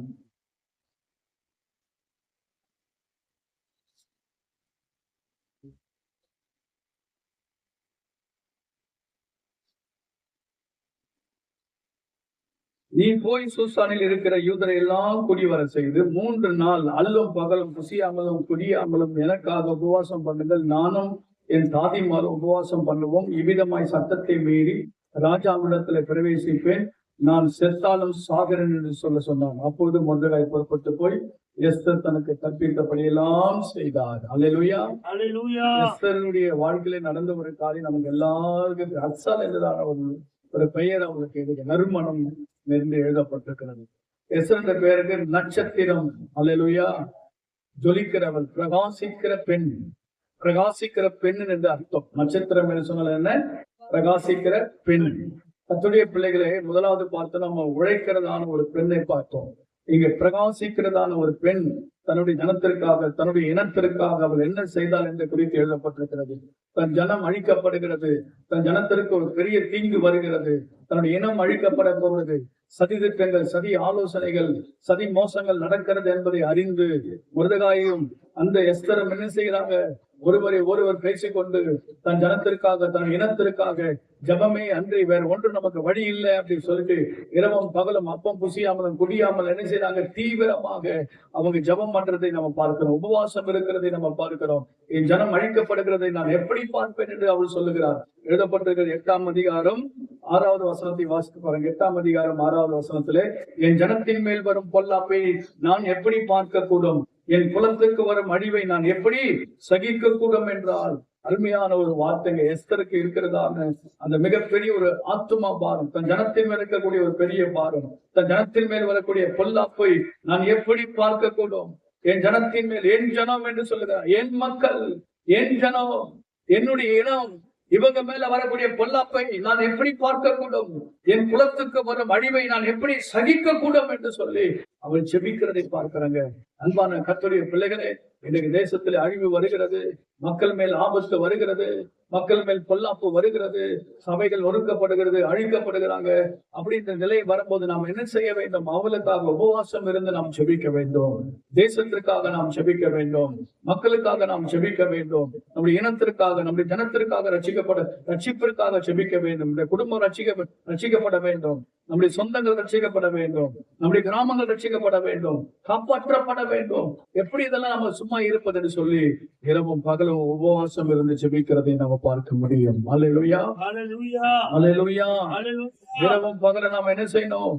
உபவாசம் இருந்து அவங்களுக்காக நாம் ஜெபிக்க வேண்டும். இது கேட்டுக்கொண்டிருக்கிற அன்பு கர்த்தருடைய பிள்ளைகளே, இது சொல்லுகிறது, அவங்க எல்லாரும் சேர்ந்து என்ன செய்தாங்க? உபவாசம் இருந்து ஜெபிக்க ஆரம்பிக்கிறாங்க. 5ஆம் அதிகாரம் 3வது வசனத்தில் எழுதப்பட்டிருக்கிறது, ராஜா அவளை நோக்கி, எஸ்தர் ராஜாத்தியே, உனக்கு என்ன வேண்டும்? நீ கேட்கிற மன்றாட்டு என்ன? நீ ராஜ்யத்தில் பாதி மட்டும் கேட்டாலும் உனக்கு நான் கொடுப்பேன் என்று சொல்லுகிறார். எஸ்தர் ராஜாத்தி, உனக்கு என்ன வேண்டும்? ராஜா கேட்கிறார். பாரசீக மன்னன் கேட்கிறார். பாரசீக மன்னன் கேட்கிறார். 127 நாடுகளை அரசாளுகிறதான பாரசீக மன்னன் கர்த்தருடைய பிள்ளைகளே எஸ்தர் ராஜாத்தியை பார்த்து கேட்கிறார், உனக்கு என்ன வேண்டும்? ராஜ்யத்தில் பாதி கேட்டாலும் நான் உனக்கு தருவேன், எதை கேட்டாலும் நான் தருவேன். ஆண்டவராகிய இயேசு கிறிஸ்து நமக்கு ஒரு வாக்குத்தத்தம் பண்ணியிருக்கிறார். என் நாமத்தினால் எதை கேட்டாலும் நான் அதை உங்களுக்கு செய்வேன் என்று சொல்லியிருக்கிறார். யோவான் 14:14 கர்த்தர் கொடுத்த வாக்குத்தத்தம் என்ன தெரியுமா? அவருடைய சீஷர்களுக்கு, அவருடைய பிள்ளைகளுக்கு தேவன் கொடுக்கிறதான உரிமை, வாக்குத்தத்தம். நாமத்தினாலே நீ எதை கேட்டாலும் நான் அதை செய்வேன். யாருக்கு? ஜெபிக்கிற பிள்ளைகளுக்கு, உபவாசம் இருக்கிற பிள்ளைகளுக்கு. இந்த உபவாச நாட்களில், எந்த நாட்களிலே கர்த்தருடைய பிள்ளைகளை உபவாசம் இருந்து ஜெபிக்கிற நம்முடைய வாழ்க்கையை நாம் எதை கேட்டாலும் கர்த்தர் நமக்கு தர வல்லவராய் இருக்கிறார். அல்லேலூயா. நாம் செய்ய வேண்டியதில் என்ன தெரியுமா? உபவாச ஜபம். உபவாச ஜபத்தை விடவே கூடாது. அல்லேலூயா. தாமஸ் ஐயா அவர் 10, 13, 12வது நாள் ஐயா நான் உபவாசம் அப்படின்னாரு. அல்லேலூயா. தெரியவே இல்லை, வயதானவரு எவ்வளவு நாள் ஜபம் ஓடிட்டே இருக்குது, ஜபம் பண்ணிட்டே இருக்கிறார். கர்த்தருடைய பிள்ளைகளை நாமும் என்ன செய்ய வேண்டும்? ஜெபிக்க வேண்டும். ஜபத்தை நிறுத்தவே கூடாது. கர்த்தருடைய பிள்ளைகளே, நம்முடைய தேசத்திற்காக, ஜனங்களுக்காக, குடும்பங்களுக்காக, கிராமங்களுக்காக ஜெபித்துக் கொண்டே இருக்கணும். அந்த ஜபம் என்ன செய்யும் தெரியுமா? நம்முடைய வாழ்க்கையில பெரிய மாற்றங்களை கொண்டு வரும். 9ஆம் அதிகாரம் 1 வசனத்தை வாசித்து பாருங்கள். எஸ்தர் ராஜாவின் வார்த்தையின் படியும் உடைய கட்டளையின் படியும் செய்யப்படுகிறது. ஆதார் மாதம் என்கிற 12ஆம் மாதம் 13ஆம் தேதியிலே யூதரின் பகஞ்சர் அவர்களை மேற்கொள்ளலாம் என்று நம்பினார்களே, அந்நாளில் தானே யூதரானவர்கள் தங்கள் பகஞ்சரையும் மேற்கொள்ளும்படிக்கு காரியம் மாறுதலாய் முடிந்தது. அல்லேலூயா. எஸ்தரினுடைய ஒரு உபவாசம், அல்லேலூயா, ஒரு ஜெபம், தன்னுடைய மக்களுக்காக அவர் ஏறெடுக்கப்பட்ட ஜெபம் பாருங்க. தேசத்திற்கெல்லாம் பெரிய மாறுதல், குடும்பத்தில் ஒரு பெரிய மாறுதல், கிராமங்களில் ஒரு பெரிய மாறுதல், வாழ்க்கையில் ஒரு பெரிய மாறுதலை அவள் கண்டு கொண்டாள். மிக அன்பான கர்த்தருடைய பிள்ளைகளே, வேதம் சொல்லுகிறது, அதே 8ஆம் அதிகாரம் 16வது வசனத்திலே 15, 14 அப்போது மொர்தெகாய் இளநீலம் வெள்ளையுமான ராஜா வஸ்திரம் பெரிய பொன்முடியும் பட்டும் ரத்தாம்பரமும் அணிந்தவனாய் ராஜாவிடத்திலே புறப்பட்டான். சூசான் நகரம் ஆர்ப்பரித்து மகிழ்ந்திருந்தது. அல்லேலூயா. இவ்விதமாய் யூதருக்கு வெளிச்சமும் மகிழ்ச்சியும் களிப்பும் கனமும் உண்டாயிற்று என்று வாசிக்கிறோம். கர்த்தருடைய பிள்ளைகளே, அடுத்து ராஜாவின் வார்த்தையும் அவனுடைய கட்டளையும் போய் சேர்ந்த எல்லா நாடுகளிலும், எல்லா பட்டணங்களிலும் யூதருக்குள்ளே அது மகிழ்ச்சியும் களிப்பும் விருந்துண்டு கொண்டாடுகிற நல்ல நாளமாயிருந்தது. யூதருக்கு பயப்படுகிற பயம் தேசத்து ஜனங்களை பிடித்ததினால் அவர்களில் அநேக யூத மார்க்கத்தில் அமைந்தார்கள். அல்லேலூயா, அல்லேலூயா, அல்லேலூயா. தானா வந்து சேருவாங்க. அல்லேலூயா. எப்படி சேருவாங்க? தானா உபவாசம் இருந்தா போதும், எல்லாமே நடக்கும். உபவாச ஜபம் செய்து பாருங்க, ஆண்டவர் இறங்கி பலத்த கிரிகளை செய்வார். ஏன்னா நட்சத்திரம் பிரகாசிக்கிற ஒரு பெண்ணுங்க எஸ்தர். நீங்களும் நான் உங்களுக்கு சொல்லுகிறேன், ஒவ்வொரு பெண்களும் நீங்கள் பிரகாசிக்கிற பெண்களா இருக்கணும். உங்க குடும்பத்தில் நீங்க தான் விளக்கு. அல்லேலூயா. உங்க வீட்டுக்கு நீங்க தான் விளக்கு. அல்லேலூயா. உங்க கிராமத்துக்கு நீங்க தான் வெளிச்சம். உங்க சபைக்கு நீங்க தான் வெளிச்சம். சுவிசேஷத்தின் வெளிச்சமா இருக்கிறீங்க. அல்லேலூயா. ரட்சிக்கப்படுகிற ஜனங்களுக்கு ஒரு வெளிச்சத்தை காண்பிக்கிறீங்க. அல்லேலூயா.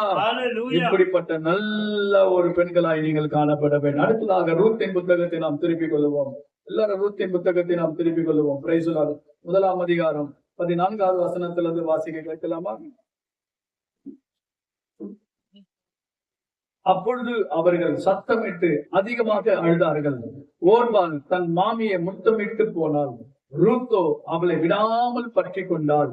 அப்பொழுது அவள், இதோ உன் சகோதரி தன் ஜனங்களிடத்திற்கும் தன் தேவரிடத்திற்கும் திரும்பி போய்விட்டாலே, நீயும் உன் சகோதரியின் பிறகு திரும்பி போ என்றாள். அதற்கு ரூத்து, நான் உம்மை பின்பற்றாமல் உம்மை விட்டு திரும்பி போவதை குறித்து என்னோடு பேச வேண்டாம். நீர் போகும் இடத்திற்கு நானும் வருவேன், நீர் தங்கும் இடத்திற்கு நானும் தங்குவேன். உம்முடைய ஜனம் என்னுடைய ஜனம், உம்முடைய தேவன் என்னுடைய தேவன். நீர் மரணம் அடையும் இடத்தில் நானும் மரணம் அடைந்து அங்கே அடக்கம் பண்ணப்படுவேன். மரணமே அல்லாமல் வேறு ஒன்றையும் உம்மை விட்டு என்னை பிரித்தால் கர்த்தர் அதற்கு சரியாகவும் அதற்கு அதிகமாகவும் எனக்கு செய்ய கடவுள் என்றார். பாருங்க, இந்த மோவாபிய ஸ்திரீங்க, இந்த ரூத்து ஆண்டவரை அறியாத ஒரு பெண்ணுங்க, யூத பெண்ணு கிடையாதுங்க.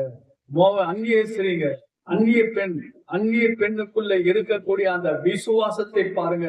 தன்னுடைய மாமியாரிடத்தில் இருக்கக்கூடிய அந்த விசுவாசத்தை காண்பிக்கிறார்.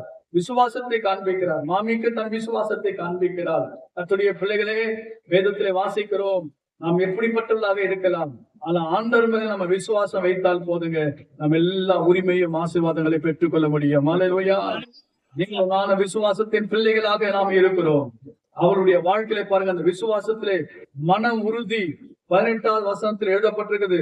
அவர் தன்னோடு கூட வருகிற மன உறுதியா இருக்கிறதை கண்டு அப்புறம் அதை குறித்து அவளோடு ஒன்றும் பேசவே இல்லை. நீ போயிடுமா அப்படின்றாங்க.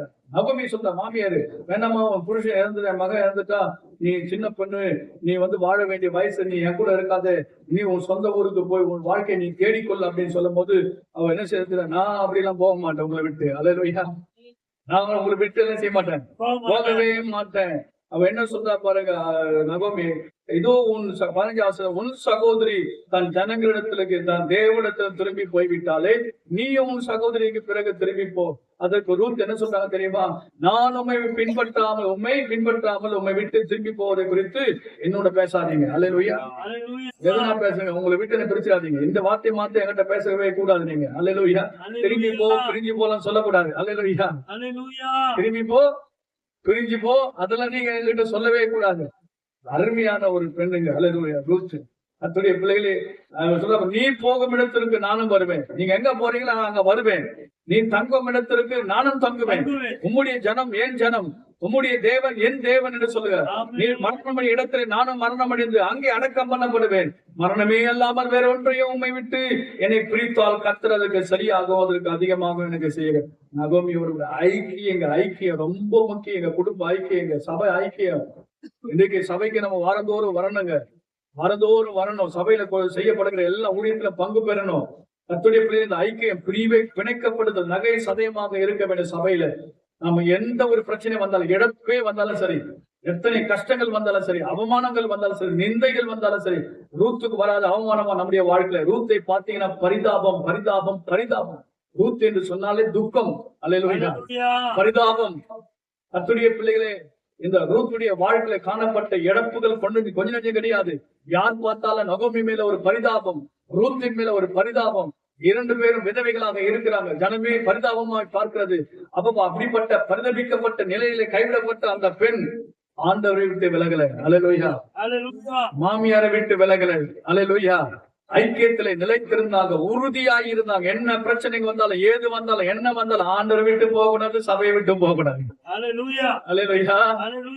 மரணமே அல்லாமல் உன்னை என்னை விட்டு என்ன செய்யக்கூடாது, பிரிக்க கூடாது என்ற ஒரு கண்டிஷன், நிபந்தனையோடு கூட அங்க விசுவாசத்தை காண்பிக்கிறாங்க. ஆண்டவர் ஒரு மனுஷனுடைய விசுவாசத்தை பார்த்து ஆண்டவர் ஆச்சரியப்படுறார். இப்படிப்பட்ட விசுவாசத்தை நான் ஒருபோதும் ஒரு நாளும் யாரிடத்தை கண்டதில்லை என்று சொல்லி ஆண்டவர் விசுவாசத்தை பார்த்து ஆச்சரியப்படுகிறார். அப்படிப்பட்ட ஒரு ஆச்சரியம் தான் நம்முடைய ரூத்திடத்தில் நம்ம பார்க்க முடியும். இப்படிப்பட்ட ஒரு பெண்ணை நம்ம பார்த்திருக்கவே முடியாது. நல்ல அருமையான ஒரு பெண், பக்தி உள்ள ஒரு பெண், விசுவாசம் உள்ள ஒரு பெண், தேவனிடத்திலே பக்தியும் தன்னுடைய மாமியாரிடத்திலே விசுவாசத்தை நம்பிக்கை காண்பிக்கிறதான ஒரு பெண்ணை குறித்து இங்க சொல்லப்பட்டிருக்கிறது. இதை கேட்கிற அன்பு கர்த்தருடைய பிள்ளைகளே, இந்த மகளை குறித்து இன்னும் அதிகமா எழுத. இப்ப எல்லாம் போயிட்டாங்க, தன்னுடைய மாமி ஊருக்கு போயிட்டாங்க. இப்ப மாமி வீட்டுல இருக்கிறாங்க. 2ஆம் அதிகாரம் 2ஆம் வசனத்துல அந்த மகள் என்ன சொல்றாங்க கவனிங்க. மோவாபிய ஸ்திரீயான ரூத் என்பவள் நகோமியை பார்த்து, நான் வயல்வெளிக்கு போய் யாருடைய கண்களிலே எனக்கு தயை கிடைக்குமோ அவர் பிறகு கதிர்களை பொறுக்கி கொண்டு வருகிறேன் என்றால் அதுக்கு அவள், என் மகளே போ. வீட்டுல தன்னுடைய மாமியை காப்பாத்தணும், சோறு போட்டு காப்பாத்தணும். அல்லேலூயா. சோறு போட்டு என்ன செய்யணும்? காப்பாத்தணும். ஆகவே எனக்கும் சோறு வேணும், மாமியாருக்கு என்ன வேணும்? சோறு வேணும். சாப்பாட்டுக்கு ஆகாரம் வேணும். என்ன செய்யுது? மாமியினால வயசாயிடுச்சு, அவங்களால வேலைக்கு போக முடியாது. இப்ப ரூத் என்ன சொல்றாங்க அப்படின்னு பாத்தீங்கன்னா, மாமியை நான் வந்து வயல்வெளிக்கு போறேன். அல்லேலூயா. நான் என்ன செய்றேன்? வேலைக்கு போறேன். எந்த பெண் தன் மாமியாரை உட்கார வைத்து நான் வேலைக்கு போய் உனக்கு கொண்டு வர சொல்ற பெண்ணுங்க? அல்லேலூயா. ஆசீர்வதிக்கப்பட்ட மகங்க. அல்லேலூயா. அல்லேலூயா. நல்ல குணங்க. அவள் துக்கத்தை ஆண்டவர் சந்தோஷமாய் கர்த்தர் மாற்றுகிறார். அவருடைய துக்கத்தை சந்தோஷமாய் மாற்றுகிறார். கர்த்தருடைய பிள்ளைகளே, தன் மாமியாரை இன்றைக்கு கொல்லுகிறதான நிறைய பெண்களை பார்க்கிறோம். தாயை கொல்லுகிற நிறைய பெண்களை பார்க்கிறோம். ஆனால் இந்த இடத்துல நாம பார்க்கும் போது தன் மாமியார் அவ்வளவு கவனமாய் கவனிக்கிற பெண் அருமையாக எழுதப்பட்டிருக்கிறது. பாருங்க, அடுத்த வசனம் 3வது. அவள் போய் வயல்வெளியிலே அறுக்கிறவர்களுக்கு பிறகு பொறுக்கினார். வேலை செய்தாலா இல்லையா? வயல்வெளிக்கு போறேன்னு சொன்னா வயல்வெளியில போயிட்டு என்ன செய்யறாங்க? வேலை செய்ய. 7வது வசனத்தில் எழுதப்பட்டிருக்கிறது, அறுக்கிறவர்கள் பிறகு அரிக்கட்டுகளிலே சிந்தினதை பொறுக்கிக் கொள்கிறேன் என்று அவள் தன்னிடத்தில் கேட்டுக்கொண்டால் காலமே துவக்கி இதுவரைக்கும் இங்கே இருக்கிறார். அங்க வேலை செய்யறவங்க வந்து இந்த பெண்ணை குறித்து யாருக்கிட்ட சொல்றாங்க? போவாசிகிட்ட சொல்றாங்க. யாருப்பா அந்த பெண்ணு இங்க புதுசா வந்திருக்கிறாள்னா, ஐயா அவ காலையிலேயே வந்துட்டா, ரொம்ப காலையிலேயே வந்துட்டு காலையில இருந்து எங்களோடு கூட அவ கேட்டுக்கொண்டாள், கீழே சிந்துகிறதை நான் பொறுக்கிக் கொள்றேன் அப்படின்னு சொல்லிட்டா. சரி, அதான் விடுத்தோம். அவ காலையில இருந்து இங்க வேலை செஞ்சுட்டு இருக்கிறா அப்படின்னு சொல்லும் போது, அது மாத்திரம் இல்ல, இன்னொரு இடத்துல எழுதப்பட்டிருக்கிறது, பாருங்க 17ஆம் வசனத்துல, அப்படியே அவள் சாயங்காலம் மட்டும் வயலில் கதிர் பொறுக்கிறாள். அல்லேலூயா. எப்போ வந்தவன்? காலையில இருந்து சாயங்காலம் மட்டும் என்ன செய்யறாங்க? வேலை செய்யறாங்க. யாரு? ஒரு பெண். காலையில இருந்து சாயங்காலம் வரைக்கும் வேலை செய்கிறதான ஒரு பெண். நான் சொல்றேன், இன்னைக்கு மாத்திரம் இல்ல, என்னைக்கோ பெண்கள் வேலைக்கு போயிட்டாங்க. அல்லேலூயா. அல்லேலூயா. விழாவுல போயிட்டு கால் வச்சுட்டாங்க. பிளைட் ஓட்டுறாங்க, ட்ரெயின் ஓட்டுறாங்க, பஸ் ஓட்டுறாங்க, ஆட்டோ ஓட்டுறாங்க, எல்லா வேலையும் செய்யறாங்க பெண்கள். ஆண்களுக்கு மேலே போயிட்டாங்க. இப்போ சொல்லுங்க. அல்லேலூயா. தேவனுடைய பிள்ளைகளை இன்றைக்கு பெண்களுக்கு ஆண்டவர் அவ்வளவு ஒரு முக்கியத்துவத்தை கொடுத்திருக்கிறார். அவ்வளவு ஆசீர்வாதங்களை தேவன் தந்திருக்கிறார். ஆகவே உழைக்கிறதான அந்த பெண்ணை குறித்து எழுதப்பட்டிருக்கிறது. அடுத்ததாக நீங்க 10வது வசனத்தை வாசி பாருங்க. 2ஆம் அதிகாரம் 10ஆம் வசனத்துல, அப்பொழுது அவள் தரையில் முகங்குப்புற விழுந்து வணங்கி, நான் அந்நிய தேசத்துல இருக்க நீ என்னை விசாரிக்கும்படி எனக்கு எதிராக உங்களுடைய கண்களுக்கு தய கிடைத்தது. பாருங்க, அப்பொழுது ரூத் என்ன செய்யறாங்க? தரையிலே முகம் குப்புற விழுந்து வணங்கி போவாசை வணங்குறாங்க. தரையில முகம் குப்புற விழுந்து வணங்கி. இந்த பெண் பாருங்க, எவ்வளவு தன்னை அப்படியே ஒடுக்கி அப்படியே பெண் பண்ணி தன்னை தாழ்த்துகிறதை பார்க்கிறோம். பெண் என்று சொன்னாலே எப்பவுமே தாழ்மை குணம் இருக்கணுங்க. அல்லேலூயா. தரையில முகம் குப்புற விழுறார். தரையில முகம் குப்புற விழுந்து வணங்குறார். இவ்வளவு பெரிய ஆசீர்வாதம் போவாசு. இவ்வளவு பெரிய ஆசீர்வாதம். இந்த ரூத் யார் தெரியுமா? தாவீதுக்கு பாட்டி. அல்லேலூயா. இந்த ரூத் யாருங்க? தாவீதுக்கு கொள்ளு பாட்டி. உங்களுக்கு தெரியுமா சரித்திரம்? இயேசு கிறிஸ்து சந்ததியில பிறகு ரூத்துடைய சந்ததியில இயேசு வராரு.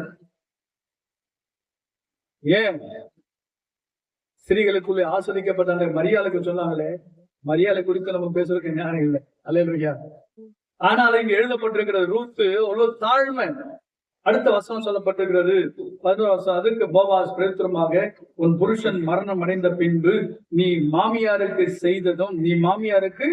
செய்ததும் நீ உன் தகப்பனையும் உன் தாயையும் உன் ஜென்ம தேசத்தையும் விட்டு முன்னே நீ அறியாத ஜனங்களுக்கு வந்தது எல்லாம் எனக்கு விவரமாய் தெரிவித்து.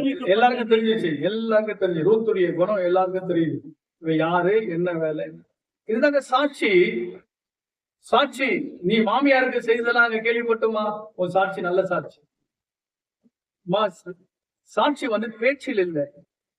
சாட்சி வந்து பேச்சில கிடையாது, செய்கையில் இருக்கும்.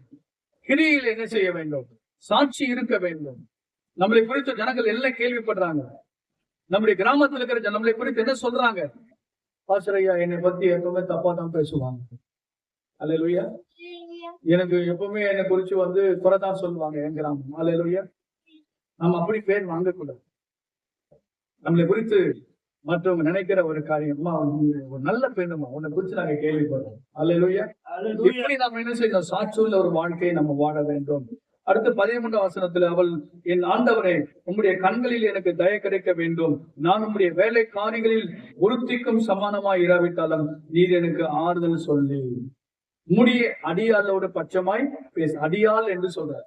எப்படி மரியாள் தன் ஆண்டவருக்கு முன்பாக நான் ஆண்டவருக்கு அடிமை என்று சொன்னது போல எங்க அடியாள் வேலைக்காரனை விட இன்னும் கீழே தாழ்த்துறாங்க. நான் ஒரு அடியாள், அடிமை அப்படின்னு சொல்றாங்க. எவ்வளவு தாழ்மையில அது இன்னும் போயிட்டாங்க. இவ்வளவு உங்களுடைய வேலைக்கால ஒருத்தவனுக்கு சமானம், வேலைக்காரிகளிலே ஒருத்தவனா இல்லை.